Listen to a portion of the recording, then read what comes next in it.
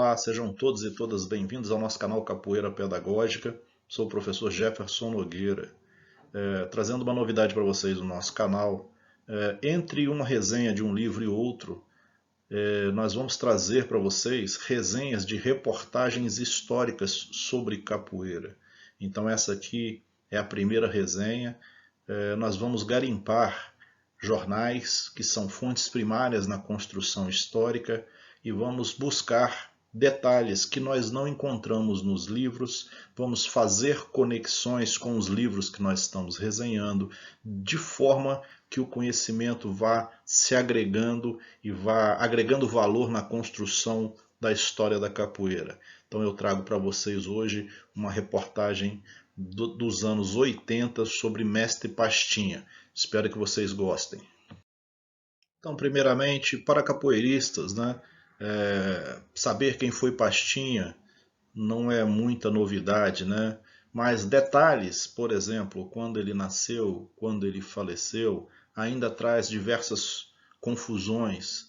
Eu estava procurando num site curiosidades sobre capoeira, que era um quadro que eu queria fazer aqui no canal, e eu me deparei com informações totalmente desconexas.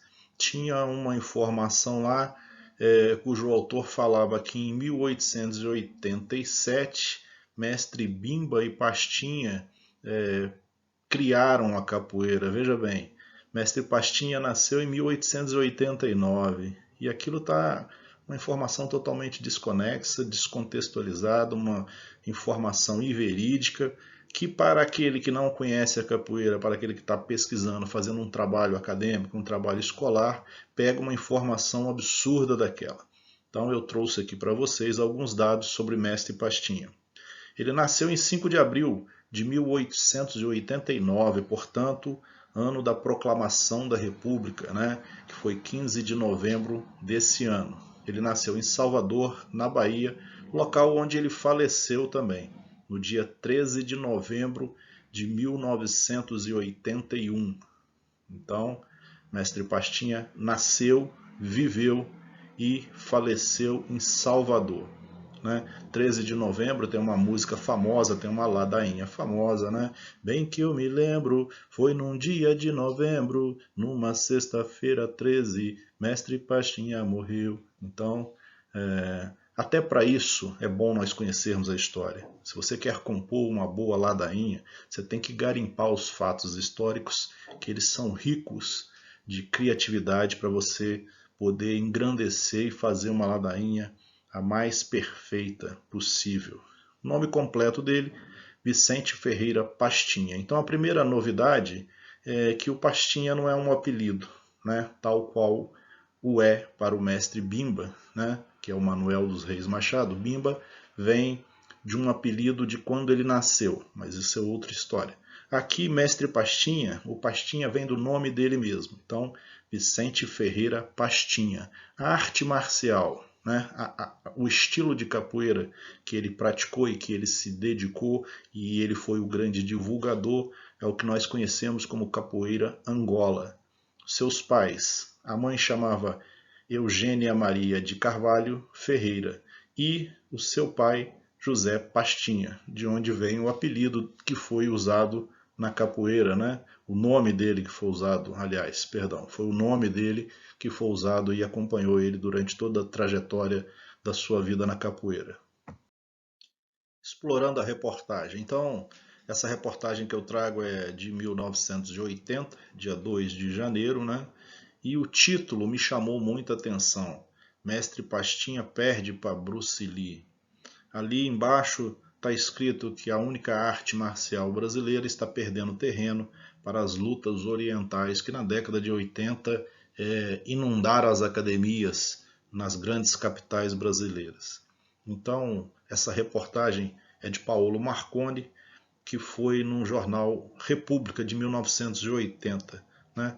E aqui nós vamos ver, é muito interessante que a reportagem é bem completa, e nós vamos ver sobre a saúde de Mestre Pastinha, nós vamos ver sobre a origem de Mestre Pastinha, nós vamos ver que o autor fala que ele, Pastinha, é a própria imagem da capoeira no Brasil. Ele trata Pastinha como símbolo da capoeiragem no Brasil. Vamos falar da perda da sua academia, vamos falar da miséria que ele faleceu, vamos falar da luta sua pela vida, das doenças que ele teve. Então é uma reportagem muito completa que valeu a pena ter garimpado e eu estou trazendo para vocês aqui. Então, as batalhas do mestre da capoeira, o que o jornal nos traz? Estou trazendo aqui fragmentos do jornal e nós vamos comentando e fazendo conexões com a história que nós conhecemos.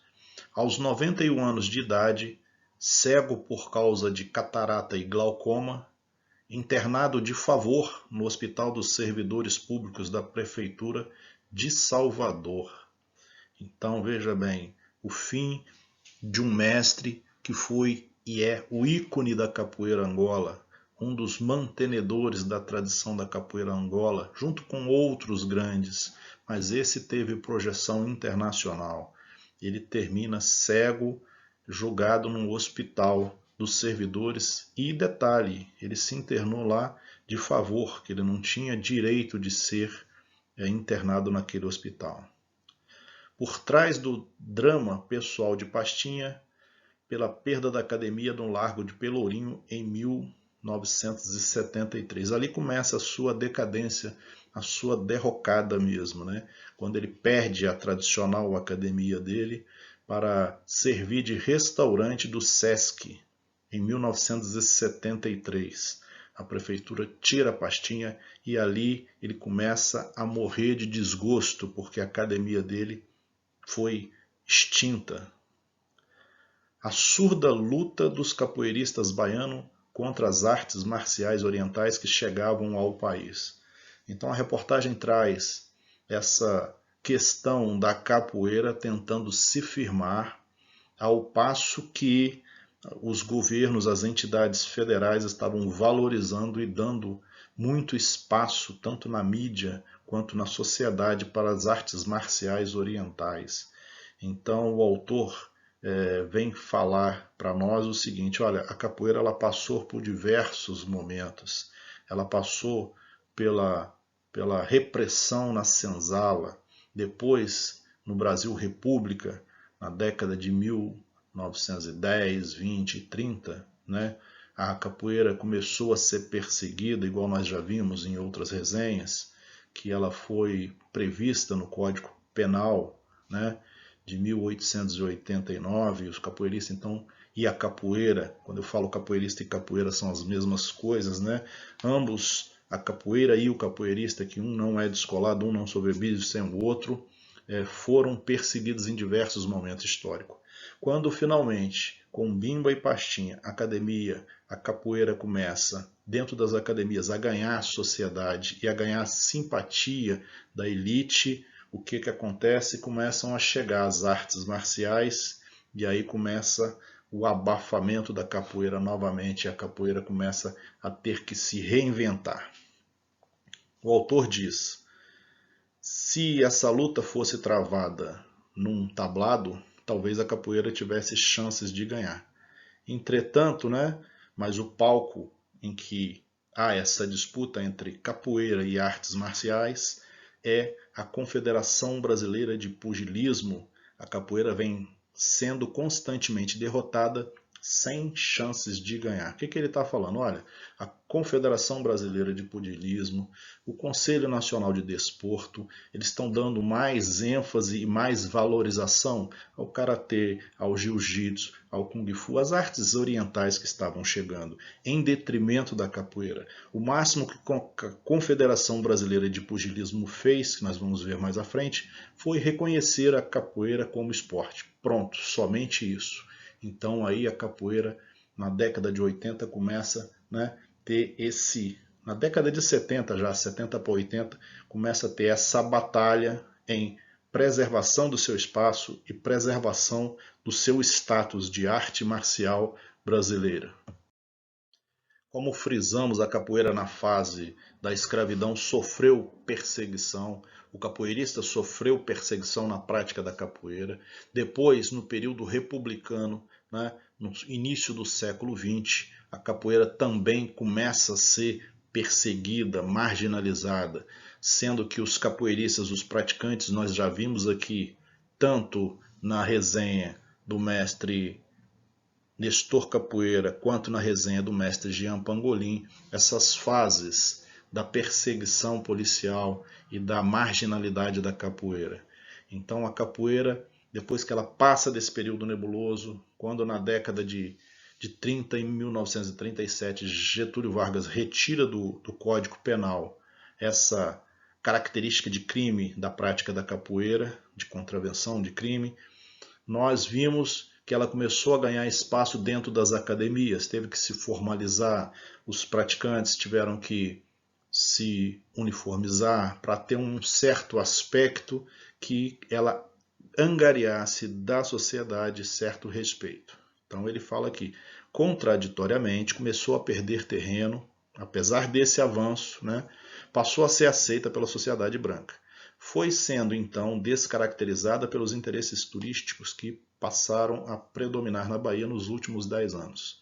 Como eu falei, a reportagem é do início dos anos 80, para ser mais preciso, né, dia 2 de janeiro de 1980. Dos últimos 10 anos, então, na década de 70 e 80, a capoeira começa a ser modificada, a capoeira começa a se transformar simplesmente em um objeto de show para agradar turista, porque isso gerava diversos recursos e a capoeira raiz, a capoeira de rua começa a perder lugar e começa a perder prestígio, nós vamos ver mais à frente.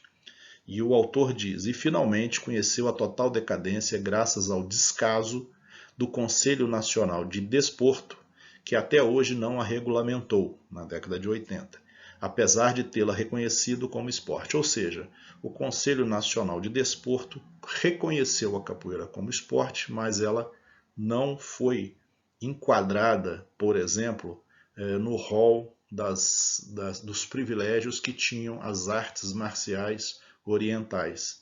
Então a capoeira ficou ali como uma espécie de folclore, uma espécie de instrumento somente com interesses turísticos.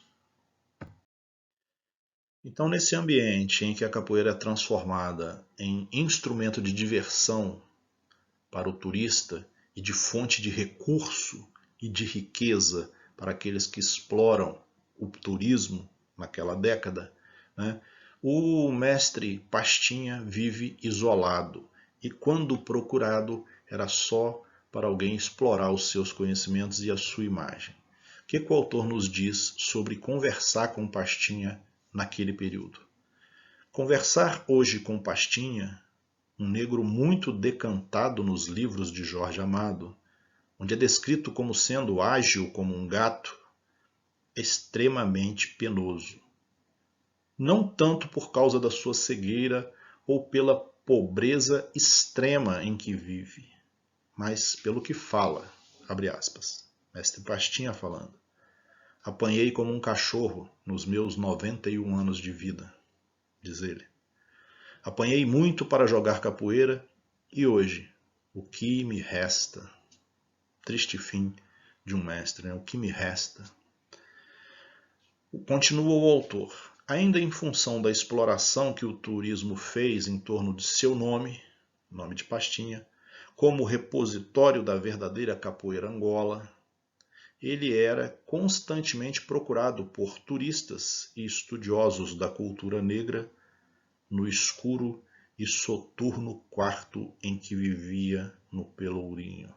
Nós temos foto mais adiante dele no quartinho dele, escuro, sombrio, jogado às traças e mesmo assim ainda procurado por turistas, por fomentar a curiosidade, né, por ele ter sido o guardião, o representante, o ícone da capoeira Angola. Essa foto nos diz muito, ela é de um vídeo que circula no YouTube, onde a senhora que está do lado dele pergunta: Pastinha, o que você está pensando? O que você está sentindo? Ele, com voz amarga e fraca, diz: absolutamente nada. Eu não sinto absolutamente nada. Abre aspas. O mestre Pastinha não está a par do que acontece hoje com a capoeira, lá na década de 80. Para ele, sua situação pessoal é mais dramática. Embora esteja recebendo uma pensão mensal de 5.000 cruzeiros da Prefeitura Municipal de Salvador, este é, na verdade, um favor que lhe fizeram. Magoado, ele se queixa. O velho mestre se queixa. Hoje ninguém quer mais nada de mim, a não ser conversa.